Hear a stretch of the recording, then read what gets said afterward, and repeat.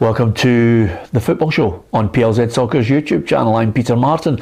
Alison McConnell and Alan Ruff are here with me. Thank you very much for joining us on the programme. Hit the subscribe button, hit the bell, and you'll get all the notifications of our unique video content. Lots of football to talk about, and as well as a competition, we've got a quiz question for you, bearing in mind Champions League. Some people are happy, they are still in the hunt for the trophy. Some people who've spent a lot of money are out of it, and with that in mind, I thought I'd put a question together regarding Ruffy's favourite pick for the Champions League every year. He's picked them for the last 11 seasons, and in their last 11 seasons they've won diddly squat. I'm talking of course about PSG, Paris Saint-Germain, and here is the question for you. Which year did Paris Saint-Germain achieve their only European success of the big trophies that the European clubs contested? If you think you know the answer, we'll give you it by the end of the programme. Do you want to have a go at a year, Ruffy? Was it ages ago? I don't know. You tell me. 11 years. You tell me. I think it was a long time ago. Go on then. What's a long time ago for you? When did it start? Eh? When did the competition No, just start? give me a year. 72. 1972, Paris Saint-Germain. Ali? I was thinking about 1995. 1995? Okay, you might be right, you never know. All I'm going to say to you is... One is great. one of you is going to be way out, one of them might be on the mark, who knows. All I would say to you is Yuri Djorkaeff and Paul Le Guen were playing for him at the time. So. Oh, well, I like to change my mind. No, you can't change your mind. You've made your bed, you're going to lie in it. Of course, we've got the ongoing competition because we've got a belter of a competition next week, believe me. This week, everybody's good if you're a fan of goalkeepers. PLZ Soccer has another fantastic competition for you to enter. For your chances to win this Legia Warsaw Arthur Boric hoodie and the Legia Warsaw pendant, all you have to do is answer this simple question. Which year did Arthur Boric sign for Celtic? Post your answer in the comment section below, and to double your chances of winning, don't forget to hit the subscribe button and join us on PLZ Soccer's YouTube channel. Good luck. Yeah, that hoodie looks quite cool, Ruffy. Brilliant, yeah. It's super. Yeah, I think that one would actually fit me, to tell you the truth. It's quite a big size. Well, I think you're maybe stretching it a bit. Ruth Lambie has sent us a message. No, Jamie, sorry. That was Ruth from yesterday. Jamie sent us a message. He said, "Hi Peter and the team. Having watched a recent run of penalties with players not taking too much of a run-up, I'd be interested in the views of Ruffy about the difference in the balls from the 60s to now, as... obviously he's best experienced to give us a comment on that. He can remember the likes of Tommy Gemmell and Andy Penman taking long run-ups before taking a penalty. He also remembers keepers such as Benetti and Gordon playing without gloves. Did Ruffy ever play without gloves back then?"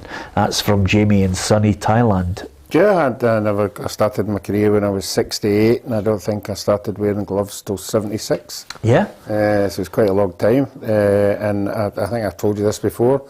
The person who started wearing gloves before everybody else was a German goalkeeper called... Sepp Maier? Sepp Maier. Yeah. And Bobby Clark, the Aberdeen goalkeeper, was in a FIFA course or something, and he met Sepp Maier, and Sepp Maier gave him a pair of gloves to bring back to let everybody see, and all they were a pair of leather gloves with suctions on the palms. Yeah. They weren't fancy as the way they are now. Oh, but Paddy, that's how it's incredible. If you ever get a chance to see the gloves now, I honestly don't know how some of the goalkeepers can feel their fingers through the gloves. They're that padded, and that's why you see a lot. You don't see many goalkeepers catching a ball now at a shot.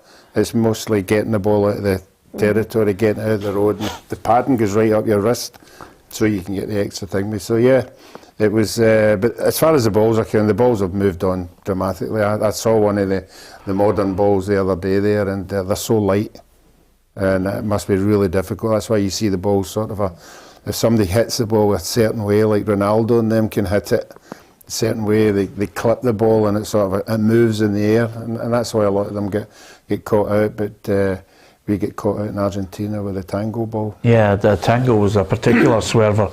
I'm giving you a little get out there, Ruffy, to be honest with you. The other thing I was going to say to you is I'm not too sure I like people not taking a long run up. I think Socrates was excellent at it. He only took 2 steps back and then bang. But I like somebody who has a run up. I can't be all this wee steppy thing. Just go up and take the penalty. If you're that good, take it. I think it's just personal preference. I think you've got to do what you've practiced, what you're comfortable with.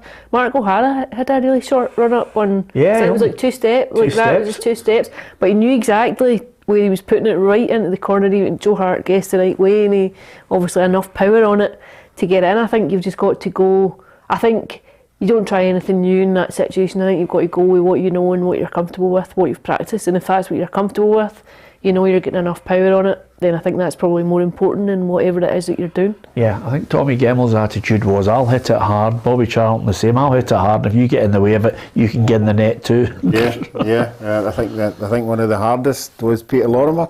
Oh yeah, Peter he Lorimer was. on record to be the hardest shot. Yeah, striking the ball. I think he could hit the ball at over 100 miles an hour, Ruffy.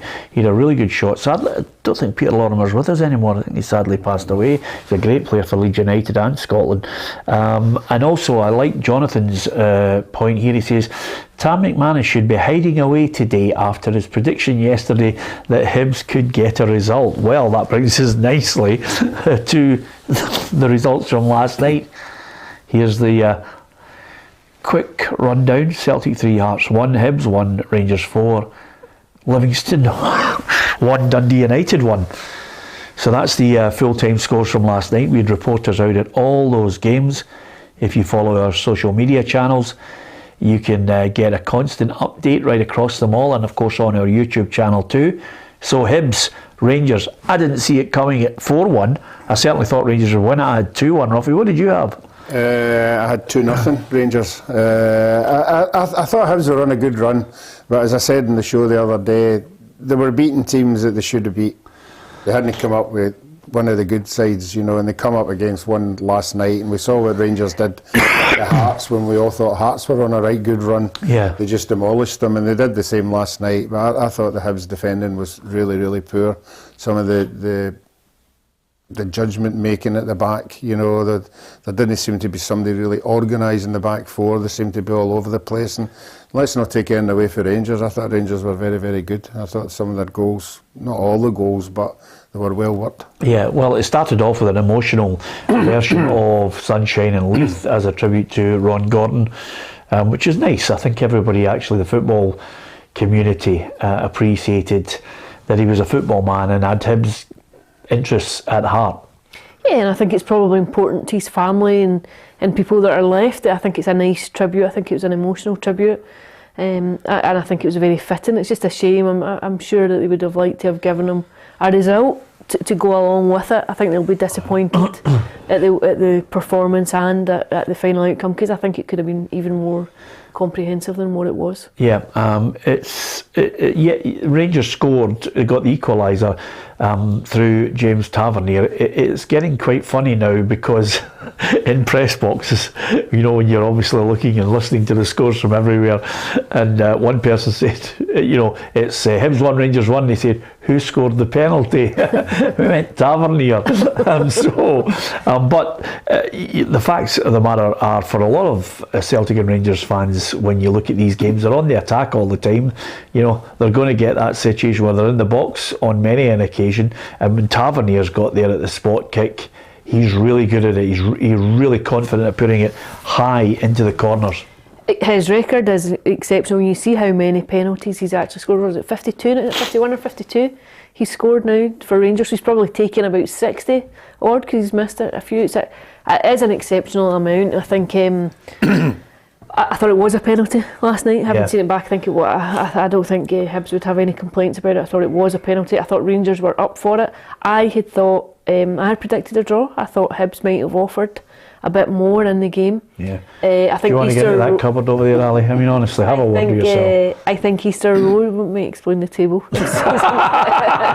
I think Easter Road has been sticky at times for Rangers, but I thought they just ran over the top of them. I thought Hibs never really looked like taking something, aside from the opening minutes when they took the lead. But I think Rangers come back very, very quickly and then took a very firm control of the game. I thought Fashion Sakala was excellent last night. I thought he's really come into a game at Rangers, but I also thought it did showcase just the gulf just now between Celtic and Rangers and everyone else. Yeah, I think Celtic are probably the form team, the best team in the country.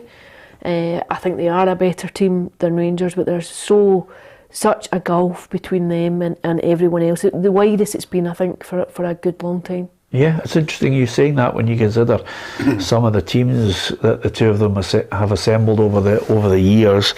I wonder if you agree with Ali. Is it the widest gap? Is there any? It was wider than that because of the quality of Celtic and Rangers. Interesting to get your thoughts on that. Well, Ruffy, Ali highlighted Sakala.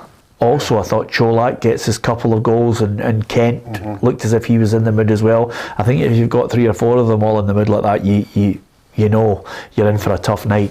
Yeah, I thought they played particularly well. I'm sorry, but I have to disagree with Alison. I didn't think it was a penalty. I thought it was an accident. I think both of them slid in the 2 foot. You know, accidents can be penalties as well. I know, but it's a cheap penalty. I hate cheap penalties. Yeah. It's really annoying that you're getting a penalty for that. If somebody dives in and takes the legs away from somebody, yeah, you can appreciate. It's a goal scoring opportunity. But cheap penalties are penalties as well. I know, but that might be the case. But I don't agree with it. I just think, the two of them slid in, and the Hibs boy went by him. And then he tries to get up, and the 2 foot just come together. He's not. The Hibs player hasn't deliberately tripped him up. It's just been accidental contact with the 2 boots. So that's the way a penalty goes. Then it's a penalty. Yeah. Okay. So it's a penalty. Well, it's a penalty, but I don't agree with it. Yeah. Okay. I don't care if you don't agree with it. I'm trying to establish the facts here. Of course, it was 4-1. It was an emphatic win for them, and I think Lee Johnson will just be kind of licking his wounds for that, and I think he concurs exactly with what you were talking about. Lee Johnson accepting that you come up against Rangers or Celtic, they take you up another level. You come against a team like Rangers, you're moving up a level. You've got to be brighter in your mind. Your touch has got to be softer. You've got to know your next pass that little bit quicker. And all around the pitch, we were just nowhere near good enough. You have to give credit to them. I thought they were snappy, they were honest. Yeah. Cholak, I thought Cholak, for his goal, made a terrific run. He was quite far away before it came across the box, and he made a really, really good near post run. Got in front, I think it was Hanlon, and he played. And I thought Ryan Kent was better than what he has been. He keeps on showing us what we expect him to do every week, and he only does it in phases, but if he was to play like that all the time, I think Rangers would go up another notch, because he's that kind of player. Tom Cantwell was the one I thought was very good. I thought he was good at the weekend as well. I think he's a pretty exciting player for Rangers to have, and as they look to next season, and if there is a rebuild, which inevitably there will be given the sheer volume of players who are all out of contract, I think he looks like a really exciting prospect. Yeah, I like Hugh Scott's take on this. Is Peter, as the saying goes, a soft-boiled egg is still an egg. So there you have it. A penalty, still a penalty. I like a soft-boiled egg. I don't like a soft-boiled egg. I don't care. Nobody really cares. It's still a soft-boiled egg. It's still an egg. Well done, Hugh. I agree with you 100% on that one. Anyway, as far as the points in the bag, certainly welcomed by the Rangers fans, and Michael Beale, I think, looking at the overall game, the way they played, certainly a lot of positives. Is that the way ahead? Is this the blueprint of the Rangers that he wants to see? It's certainly, is it up there, I wonder, Ruffy, with the best performance of the season? Some Rangers fans were saying to me it was, if you look at Hearts at Tynecastle, that was a really good Rangers performance. This one, suggestions possibly even better?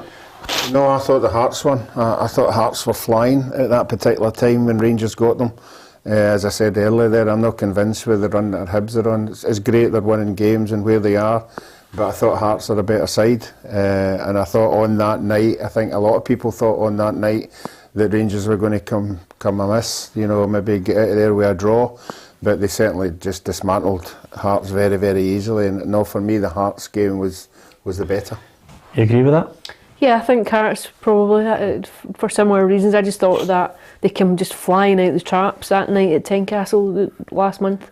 I thought they were exceptional. It could have been 3 goals that night for VAR that were chopped off. It could have been, again, I thought they were very similar performances. I think emphatic performances. I think really coped with any questions that were asked of them. I think the fact that Hibs had gone a goal up so early last night, asked a question immediately. I think Rangers was a bit of character to come back. I think when there's so much unrest swirling around the club, and you saw it even on Saturday after Kilmarnock scored, that there was an anxiety within the crowd, that there were real grumbles of discontent. I think when it's like that and you lose a goal, sometimes it's a question of character as much as it is anything, and I thought you would have to applaud the manner in which they responded from it. Yeah, 4 goals, but Michael Beale thought it should have been more. It all came off the work ethic of the whole team, the whole 10 outfield players pressing, running, moving together, and we won a lot of the duels in the game, and it left Hibs a little bit vulnerable. We could have been more ruthless, but in a professional game, when you score 4 goals away from home, you shouldn't be moaning. You should be happy that your team are scoring that many. Yeah, and it sets them nicely up for the Scottish Cup at the weekend. Yeah, I think that should be a comfortable game for them. I know Wraith Rovers are playing better at this stage of the season than what they were. They've got a few players back for injury, but you would think with the quality that Rangers got, they should win that one as well. Okay, I have to say at Celtic Park, that's the best performance I've seen from any team domestically coming to Celtic Park from Hearts last night. Even though they lost the match, they played some really good football. They scored a really good opening goal and played themselves out of Celtic's high press at times very well. Some lovely passing. I was well impressed with him. The way he's got them playing football. And this is a team that, there was no Snodgrass, there was no Lawrence Shanklin. It looked as if it was a weakened team, but boy, they played some really nice football, Alison. And I just wonder if Robbie Neilson could get 2 or 3 bits of quality. That's the type of standard of team that you want to see in the Scottish Premiership. If the rest of the league is just a good distance behind Celtic and Rangers, certainly on the evidence of last night, I was well impressed with the way Hearts went about their business. Yeah, you can definitely see the identity that he's trying to create. You can definitely see the way he wants Hearts to play football. I would agree with you, maybe just in terms of needing 1 or 2 quality additions in over the summer just to take them up to another level. But I think it's a club that's in very good health just now off the pitch as much as it is on it. I think there will be finances there in the summer to go and add to the squad. I think he's done a good job, Robbie Neilson, in the time that they've been back up. I think they are quite clearly the best out with Celtic and Rangers. They are the best team in the league. I think that would be fairly obvious to say. I thought they were bold last night in their approach. I thought it was a brave way to play against Celtic because there's a risk of leaving yourself exposed. If Celtic take a grip of the game, they're capable of annihilating you. So I thought it was a fairly courageous approach, and they made life sticky for Celtic for up until that hour mark when Kyogo scored the second. Yeah, interesting you say that. I always like to read out some of the messages that come in, Ruffy, because when I was a youngster going to see football, just because of my upbringing, there was always an emphasis on make sure that you see 2 teams on the park. Always, look and appreciate what the opposition have, and as you're growing up, if you look at football that way, you can see and appreciate some really good players. Alan Wood says blah blah blah blah blah, Peter. So he clearly didn't see any other team other than Celtic. I'm just reading them out. I quite like this. Joseph says Celtic's high press wasn't high. And of course, there's another one here saying great banner last night, gone by Christmas, here for another 100.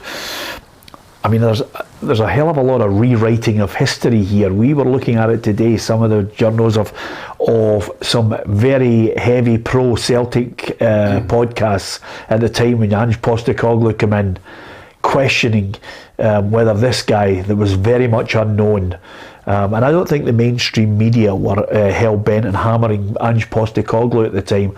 The story and the narrative around that time was quite simply Celtic huffed and puffed about getting Eddie Howe, wouldn't give him his own backroom team, failed to get him, and in came the second choice, who nobody knew a lot about. Yeah, I think so, and I think the pursuit of Eddie Howe was Celtic seemed to put all their eggs in one basket at that point, and then it seemed to be a fairly drawn out affair before it fell apart. Ange Postecoglou, I think, when he first arrived, I think it is fair to say he never misses the opportunity to remind everyone of the fact that they were Googling his name and they didn't know me. I think he loves the fact that he compounded all kind of expectations. I think it points to a parochialism on our behalf that, you know, you don't manage at a World Cup, you don't take a team like Australia to a World Cup and not have something about you.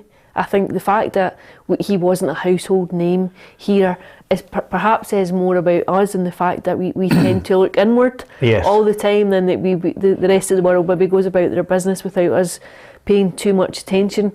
But certainly what you could say is that he answered any critics very, very quickly. I think that very first day when he came in and he was unveiled at Celtic Park, there was, and we were still in the aftermath of COVID, so things weren't quite back to normal, but there was no one in the car park. There were half a dozen people in the car park. You think of Brendan Rodgers when he went in, you had 13,000 people in the stadium that Monday night. They wanted to see him being unveiled. Martin O'Neill having to go out and speak to people on the steps at Celtic Park. Ange Postecoglou came into very, very little fanfare with no backroom from team. anyone, with no backroom team. I think that's very indicative of the confidence he had in himself to say, I trust myself, I know what I'm doing, I trust myself to go and do it. And I'm willing to work within your parameters. But certainly I remember I was working that day and walking through, and there, you know, there's maybe a dozen people lingering around the car park. It was all very low key. It didn't come with the same fanfare that other appointments had come with. There was an apprehension, there were questions asked because he didn't come with this track record that was immediately recognisable. I'll tell you one thing though, you know, on the evidence of last night again, even though Hearts played really well, you always expect Celtic to find a way to win because of the nature of the way they play the game. You know, they're relentless in their pursuit, whether it goes left or right, the movement of the team. The only thing I thought was a negative last night, Ruffy, is possibly some fringe players trying to force their way into his thoughts. I don't think he was too impressed with anybody who came in that was maybe trying to stake a claim. No, but it's not fair on the guys that are coming in. You know, if you're sitting there waiting on a chance, you know, you have to realise the pressure you're on to impress. You know, and sometimes it works, sometimes it doesn't. I think you're quite right in saying Hearts had done the homework. It was a breath of fresh air, them going in there and now sitting in and parting the bus. They obviously had a game plan. The game plan worked right at the very, very beginning.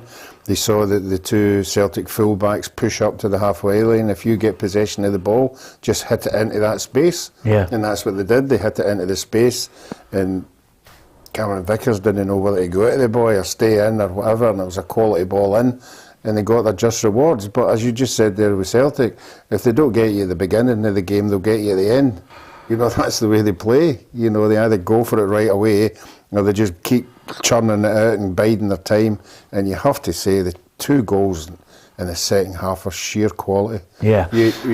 Alison spoke about the runs that Kyogo makes. Unfortunately, who was it that passed it to him? Moy. He saw that run. Yeah. You know, and a lot of players don't. We used to talk about, who was it? We used to talk about the wee boy, Scott Allen at Hibs. He used to be like that. He wouldn't be looking up. He would just know there would be somebody making a run somewhere, but there was nobody making a run.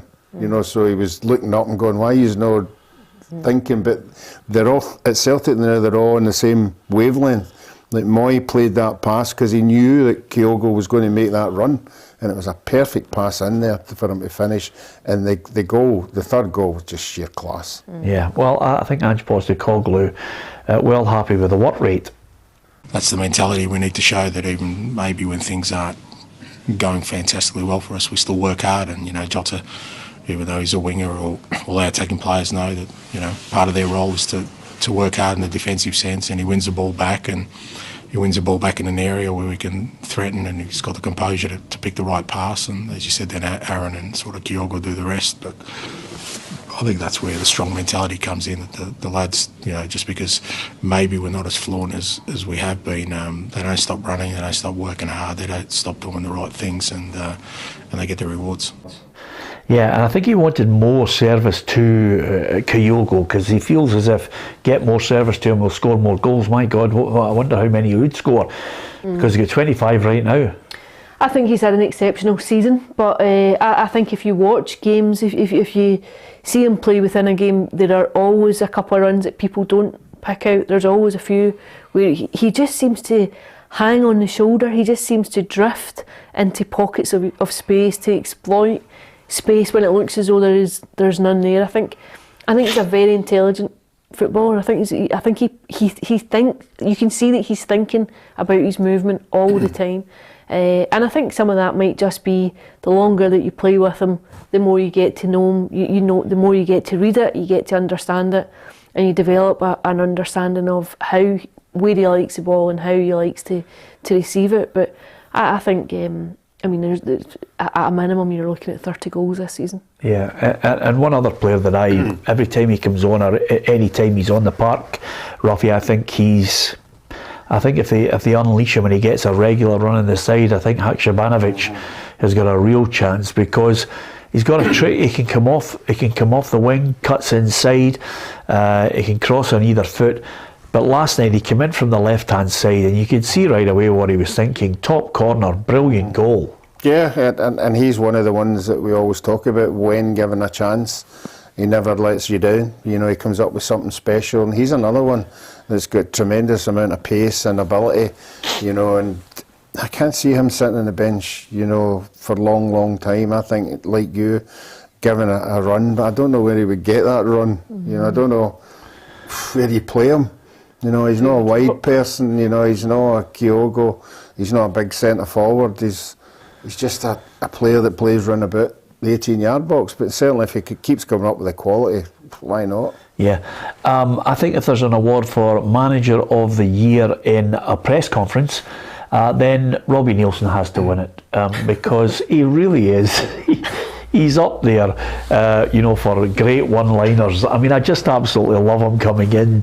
And sadly, I think sometimes he's great when they've suffered a defeat and he's not happy with the ref. And he was absolutely vintage for him last night. With Bernabé's tackle on Nate Atkinson, this is what he had to say.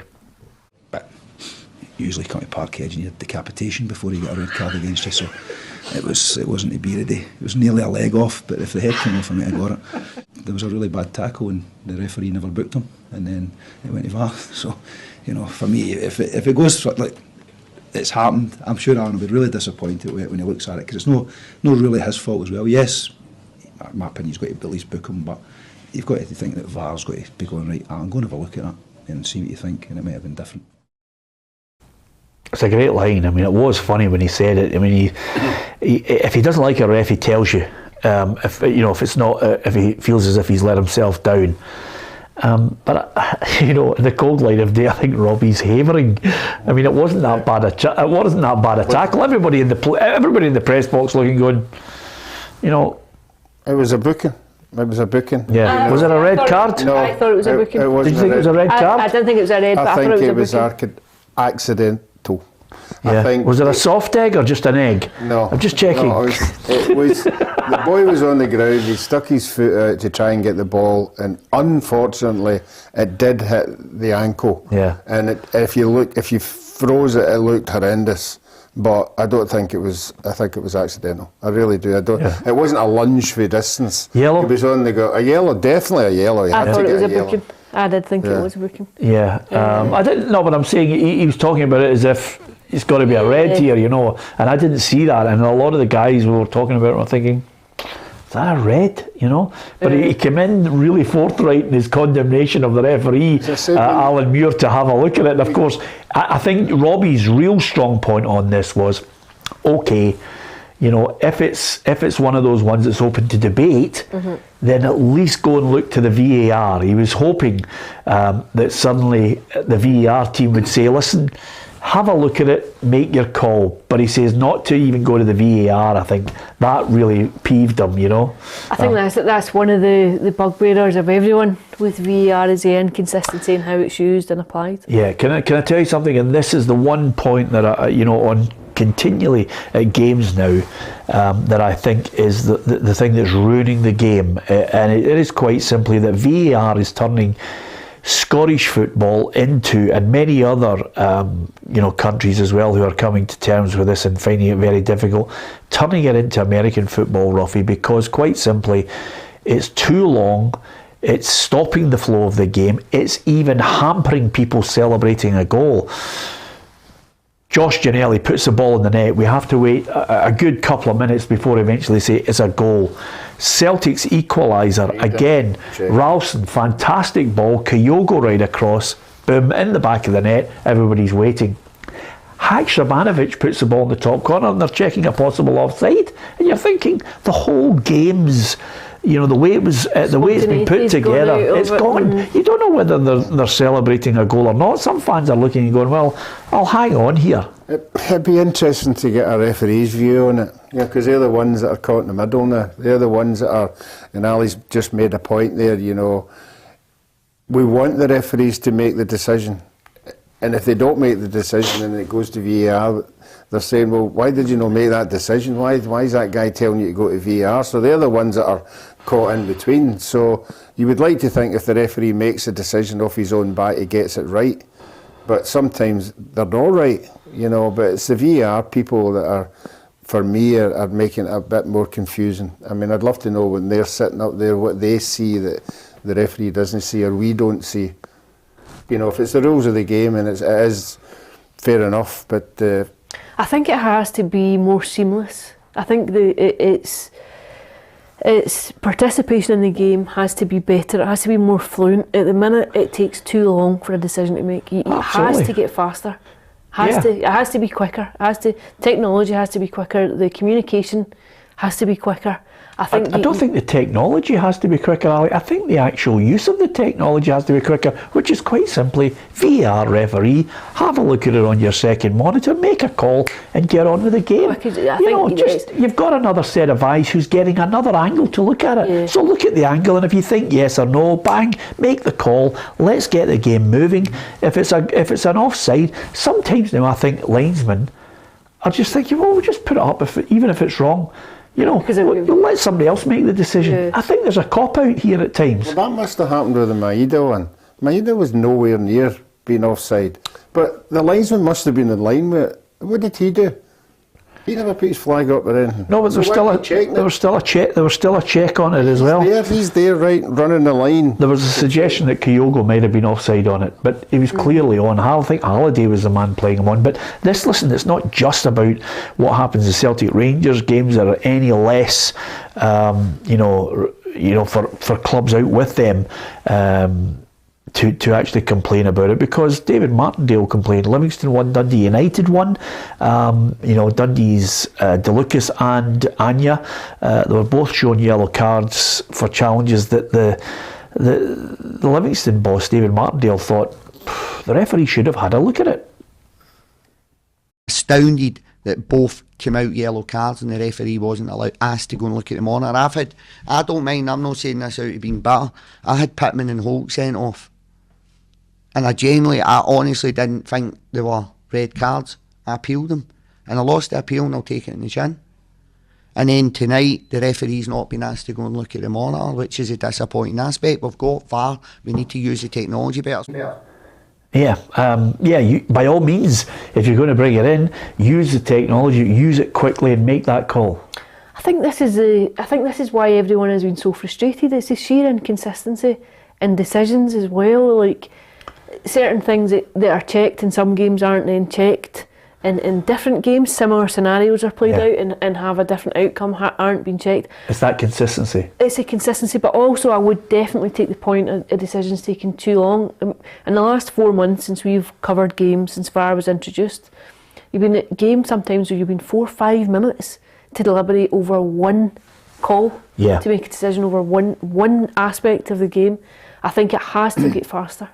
Yeah, absolutely. And I think the VAR, whoever is in that VAR room, has to up their game, because that's the other aspect of this, is the fact that we have a genuine feeling that there's an inept referee aided and abetted by an inept referee who's watching the VAR on it as well. I think some of the players as well aren't helping either, because they're just clinging on to anything now.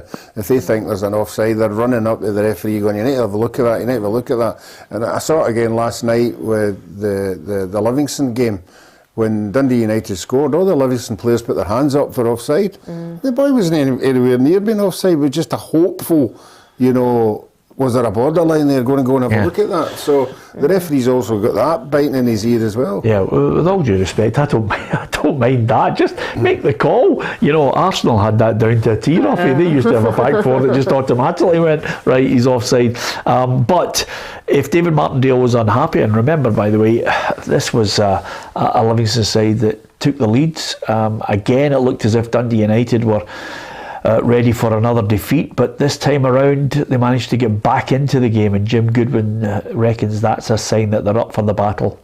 We saw the fighting characteristics and the qualities that you need from a team, and I think the last couple of performances with that aggression that the boys are showing, I think they've showed the supporters that they're up for the scrap, and that's really important.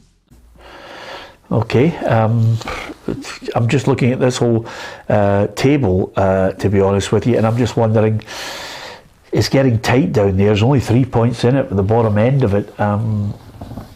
If you have a look at it now, Ali, can you see Dundee United getting out of it? I'm looking at the two that are on the rock bottom at the moment, and you could switch any one of them. I think those two will be contesting it come the end of the season. And I might be wrong. Ross County too.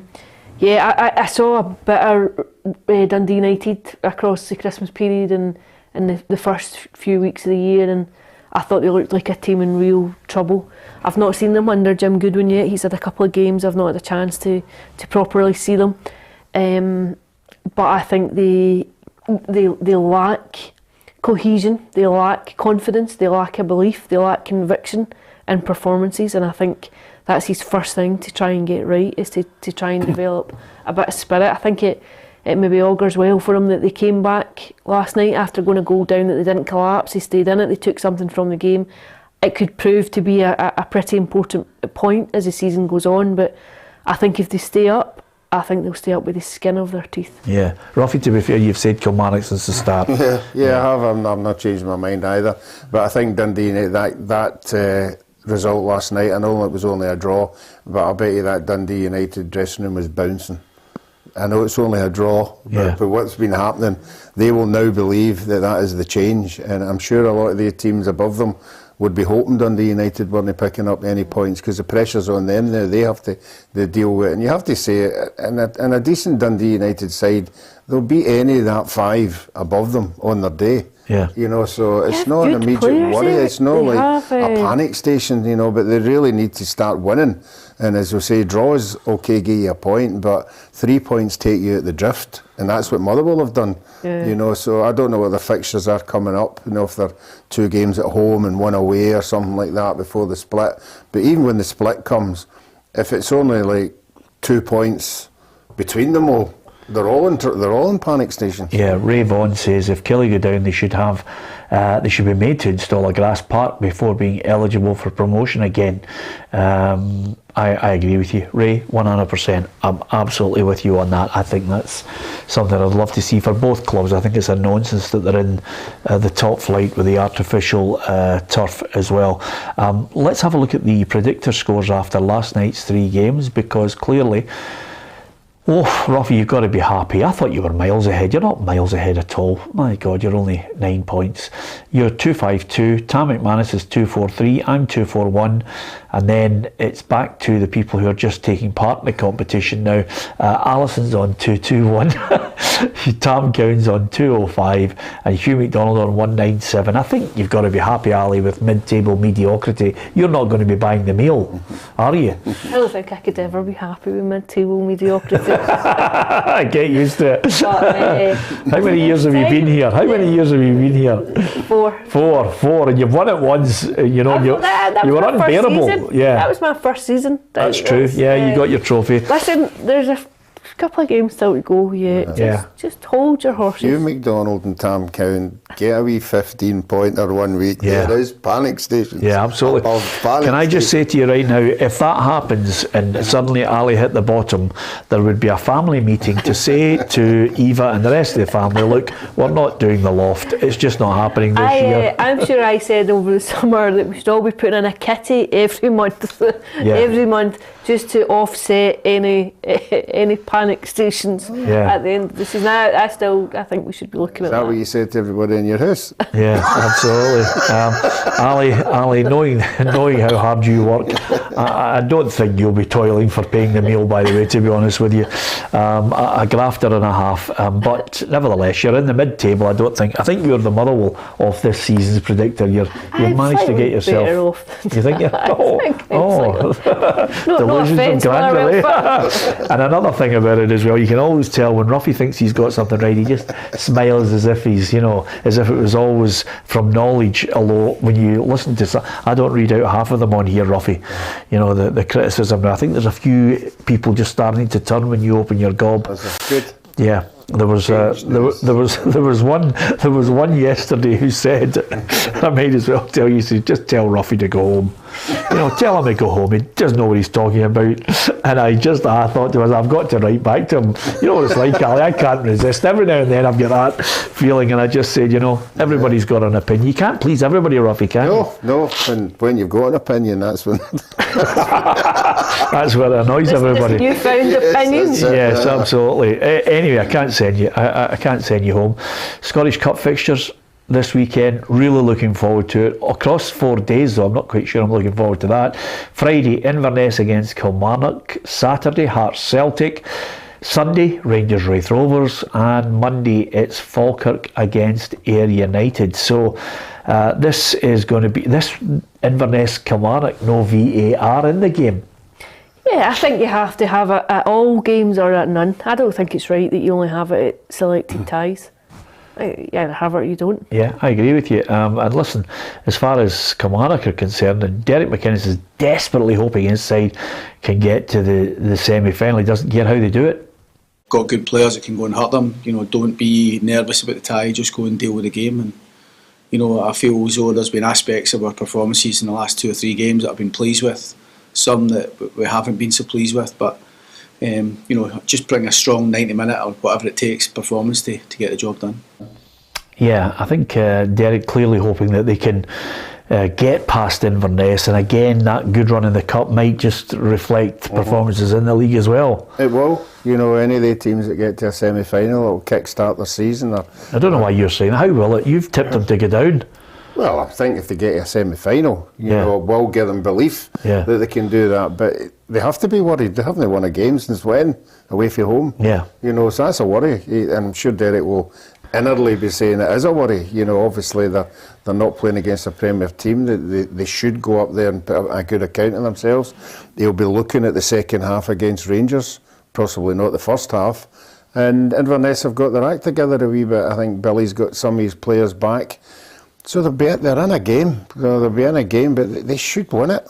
Yeah. But will they? 13 losses, 2 draws in the league. Away from home. Their away form is absolutely dreadful. It's awful. I actually had a bit of sympathy for them at Ibrox on Saturday. I thought they played well in the second half, given the fact that they were 3-0 down. But by that point, I thought they came out and tried to find a way back into the game, and for 15-20 minutes they really did ask a few questions, the Rangers, but they just seem to have an inability just now to take any kind of belief or conviction when they're on the road. Okay, give me a prediction. I think they'll win. Yeah. I think they'll beat Inverness. I've seen a bit of Inverness too, and I've not been overly enamoured by Inverness, and I take your point. I think he's had a couple of players come back and results have been slightly better, but I think Kilmarnock should be too much for them. But I think it'll be difficult. I don't think it'll be an easy game for them at all. Scoreline? 2-1 Kilmarnock. 2-1 Kilmarnock. Okay, I'm going to go 1-1 and then Inverness to win in penalties. Wow. What about yourself, Ruffy? That's an opinion. Yeah, no, my opinion is I think that Kilmarnock will, like Alison, narrowly win this with the skin of their teeth. Are there bonus points for these predictions? Hey, there's none. Bonus points No, for there's these none. predictions? Cup No. doesn't count. Cup doesn't count, sadly. Not that it'll matter for you anyway, Ali. What about yourself? 2-1 Kilmarnock. 2-1 Kilmarnock. Okay, so I've put myself out there. Sticking by Inverness on this. Falkirk against Ayr United. This is a tough one to call. There's no VAR in this game either. Falkirk knocked out Aberdeen. Ayr United, third in the Championship. Good win against Morton there. You were at that game, weren't you? So you'll know exactly the strengths of it. I'm going with Ayr. I think Akinyemi is a handful. I really do. I don't think they'll keep him. But I think they were pleased to keep him beyond January. I don't think they'll keep him beyond the summer. Is he good enough for the top flight? I think he is. Yeah. I think he's strong, he's quick, he can finish, he's instinctive. I absolutely would think he'd be good enough for the top flight. I'm not talking, like Celtic Rangers level, but he could definitely go up a level. Yeah. I think Ayr will win, and I think they'll be quite comfortable. Oh, what? 2-0, 3-0? What's quite comfortable in I'm your... going to say 2-0. A 2-0 Ruffy comfortable? Yes. Okay, what do you make of that, Ruffy? Yeah, I mean, we're sort of our loyalties are split here. Obviously, we met the Falkirk people last week. Yeah, my loyalties are not split. They've just asked me if I'll come back next year. I know exactly what I'm saying. I think they're a big club. I think they. Oh, come on! Any chance to stop waffling? Just give us your prediction. You're going to. My insight of this is where my loyalties lie. I know Willie Houston directed Ayr United, so that shows you what I'm looking at for the football inside. Falkirk beat 2-0 with Dunfermline. I didn't see that 3-1 against Morton. You were there. I'm going to go Ayr United. Yeah. Because they haven't asked me back. Yes. Yeah. Well, he did elaborate on the performances, and I think he said you done well, but thanks very much and good night. I'm going to go Falkirk 1, Ayr United 0. Are you going to give us a score? I'm going to go one each. I'm going to go. And then I think what? this could go the whole road. And then what? Ayr United. I want to see Ayr United in a semi-final. Oh, do you? Okay then. One of my old teams. Well, there's so many that are your old teams, it's incredible. But I'm going to go with Falkirk anyway. Listen, other news, don't forget, if you want to find out about all the Scottish Cup fixtures right across our social media, we'll be right across it. If you download the app, you'll get all the breaking football news, as well as being able to watch the programme at your leisure. That's the great thing about the football show. Of course, we do it live at 4 o'clock. You can watch it any time on the website, on YouTube, and on the app as well. And the app has all the video content right at your fingertips for your phone, your tablet, and of course your PC as well. So thank you so much to so many of you who are actually offering your opinion on Rangers, Celtic, the other people involved in the quarterfinals of the Scottish Cup, and giving us your tips too. We try and read them all out. Andrew Breslin's just said Kilmarnock for me. It's all about opinions. We value yours as well. Hit the subscribe button on our YouTube channel. Now, I think this was this next little story, guys, was something that Alan Burrows alluded to in our one-to-one, which was basically I think there was going to be an announcement at some point where the SFA, the SPFL and the SWPL were going to join forces to create this Scottish football marketing division. I think really to try and embrace the likes of the late Hibs owner Ron Gordon's attitude of looking for one group that's trying to attract as much sponsorship and profile as possible for all, and I think this is a step in the right direction. I applaud them for this. I would agree. I think it's not before time. I think it should have been done long ago. I think there's been too many streams in Scottish football. I think you want one cohesive umbrella where you can market the product, try and bring in as much revenue as possible, and then share that as equitably as possible in order to enhance the standard within the game and elevate the professionalism within the game, be that invest in some in the women's side and invest in some in lower leagues clubs. But I think it's sensible. I think it's been needed, and I think you would hope that there will be a strategy, a short-term strategy and a long-term strategy to try and improve the product and to try and finance the game accordingly. Yeah, absolutely. And if we could get everybody on board and all singing from the same hymn sheet, that would be a major bonus. But then again, it is Scotland. We're the only people who can get in as friends to a pub and then somehow manage to punch the living daylights out of each other. Here's the statement from Neil Doncaster.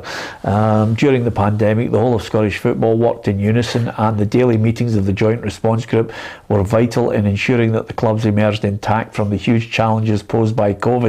That model, bringing together the considerable resources, skills and energy of the entire sport, showed how much we can achieve when we all pull together.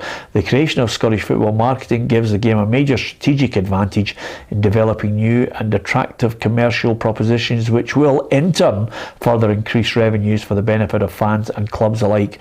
Ron Gordon was a driving force of the Scottish football marketing project, and we hope its creation will be a legacy of his all too short time in Scottish football. Well, it's a lovely sentiment at the end from Neil Doncaster, but again, I know why you're laughing. You're laughing the same as I was laughing. That opening paragraph was the rewriting of history, because if anything, Ruffy, they were all backstabbing each other during COVID. Now, if that prompted the need for everybody to say, look, let's stop fighting and come together, then all well and good. Yeah, I think we've moved on since COVID. I think a lot of things have been very, very positive. I think the main thing has been the women's football. I think they've come on leaps and bounds, qualifying for major tournaments. The league is very competitive. We now have foreign players coming in to play in the league. So they need money, they need to promote it, and they need sponsorship like everybody else. So be interesting to see who they do get in the sponsorship, because we know it's very, very hard to get sponsorship in the men's games. So it'll be interesting to see who they can attract. Yeah, absolutely. Okay. Well, there's been all sorts of names. It's the one unknown is who's getting that Aberdeen job. The latest one, Ricardo Rodriguez from Urawa Red Diamonds, is one of the people supposedly that Aberdeen are looking at.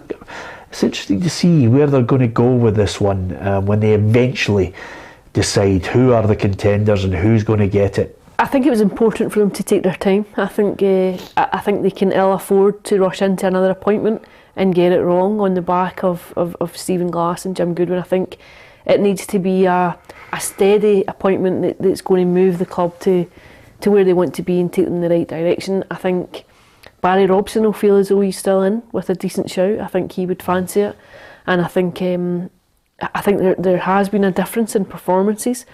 I think they know that there's a pressing need to ensure that due diligence is carried out here, that they check every appointment, every potential appointment, every candidate that puts himself into the ring, and I think they can't afford to get this one wrong again. Yeah, absolutely. Thank you very much to so many people who've offered who they think it should be, and as I look here at the football that was on offer last night, we obviously have discussed it in great detail, and thank you for all your comments there. Champions League football was also taking place, Ruffy. Here's how it all panned out in the European football at the elite level. Tuesday and Wednesday's results: Chelsea 2, Dortmund 0. That's a big result for Graham Potter. Benfica 5, Club Brugge 1. And some people looking at Benfica and wondering if both themselves and Napoli are the dark horses in this tournament. Bayern Munich 2, Paris Saint-Germain 0. That's your team out again, Ruffy. And Tottenham 0, AC Milan 0. Tottenham crash out of the tournament as well. I'll tell you, I'm looking at Paris Saint-Germain. I read an article saying, is it time to rip up the blueprint of Paris Saint-Germain, because in 11 seasons they've tried to win the Champions League. It's just been misery after misery, exit after exit, and failure when they got to the final. It's incredible when you look at how much money they spent trying to go and win it. Eye-popping sums, really eye-watering figures that they spent, and it's eluded them. I think it just shows you, I think it takes more than a chequebook to go and build a team, that there's an element of coaching that's required, that there's something different, even when you have so many big personalities and big characters within football, that there's a certain kind of alchemy in getting the balance of that right and fostering a team spirit and a team environment. I think there's a style and a way to play European football. I mean, as Alison mentioned, maybe it's a number of complexities that you have to get together to get it right, but there are certain managers who understand how to play European football. The ultimate one is Carlo Ancelotti. You can have a team filled with superstars and not get anywhere. After 2002, Real Madrid had all the Galacticos and couldn't win a Champions League. I think Paris Saint-Germain tried to copy that blueprint. I thought they thought to themselves, let's get all the best players and we'll win it. Yeah. And it proved it didn't work. And it didn't work with Real Madrid at the start either. They had maybe 3 or 4 or 4 or 5, but they really decided that it needs to be a team game. You can have 1 or 2 world-class players or tremendous players, but it doesn't guarantee you. And so just like you're saying there, you have to be organised. You have to have certain players in your team that complement each other. Paris Saint-Germain haven't done that. No, they think because they've got 3 of the best strikers that they're going to win. Yeah. But unfortunately, they haven't got the best defence in the world. And why do you keep picking them? That's it, they're done. I've had enough of them. Is it over? It's over. They're winning it next season. Love affair has gone. Right, that's moving on. Fine. I can't wait to see who's getting tipped by Ruffy for the Champions League next season. Europa League, here's the fixtures on offer if you're watching football tonight. Can you stretch to Thursday to watch football on your telly and be in control?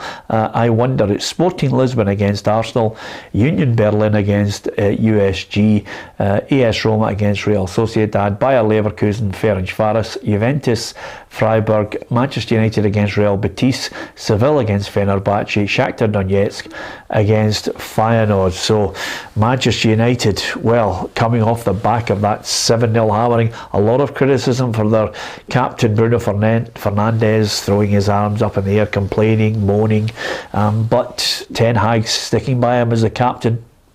He's an inspirator for the whole team, and but no one is perfect. Everyone has his mistakes, and everyone has to learn. I have to learn, and he will learn as well because he's intelligent. And but I'm really happy to have Bruno Fernandes in my team, and I'm really happy that Bruno Fernandes is Harry, not on the pitch, he's our captain. Yeah, good player, but just all that kind of a theatrics doesn't cut it with most football fans. Of course, Arsenal are facing Sporting Lisbon. They reckon they're going to put out a weakened side, and you can understand why, because Arteta wants to win the English Premier League, but he's still going to have maybe a half-hearted attempt at winning the Europa. And we have to play the games with the best possible players to win it. And there have been moments where we have made 8 changes. So we try to accommodate, and as well players have moments in the season, players that are available and unavailable through the season, and tomorrow it will be the same case, but for sure we'll try to put the most competitive team to win the game. Okay, that's him saying it's not the strongest, it'll certainly be competitive. So I'm just looking at that whole draw, and I'm wondering who is going to be. Seville are never too far away from it as well to try and win that. Who's your tip for the Europa? I actually thought Manchester United might not have had a bad shout up until the weekend. Liverpool hammered them. Until the weekend. I think it'll be interesting to see how they react from that, how they get back into it and lift themselves up from it. Ruffy? It's a difficult one. There's a few Italian teams in there as well. I think they're always thereabouts. There's lots of good quality sides. We always complain about this cup, but when it gets to this stage, if you're in it, they're good. There are teams there that supporters would like to see coming to your stadium. Yeah, okay. Are you sticking with Man U? Go on, Ali, stick with them. I'm not sure. Juventus, I think, would still be a decent shout as well. Okay, you changing? Yes. Yeah, okay. It's everyone's right. And in fact, my captain's armband. Yeah, absolutely. What about the competition? Still time to get involved. PLZ Soccer has another fantastic competition for you to enter. For your chances to win this Legia Warsaw Arthur Boric hoodie and the Legia Warsaw pendant, all you have to do is answer this simple question. Which year did Arthur Boric sign for Celtic? Post your answer in the comment section below, and to double your chances of winning, don't forget to hit the subscribe button and join us on PLZ Soccer's YouTube channel. Good luck. Yeah, good luck with that. Don't forget, we'll keep you up to date with all the Scottish Cup quarter-final ties over the weekend across our social media. We don't have a Saturday programme this week, Ruffy, because quite simply not that many games. It would be just Tam and I leathering each other for 2 hours, to be perfectly honest with you. But we will be back the Saturday after for, of course, that run-in all the way to the summer in the Scottish Premiership and, of course, the 3 leagues below in Scotland.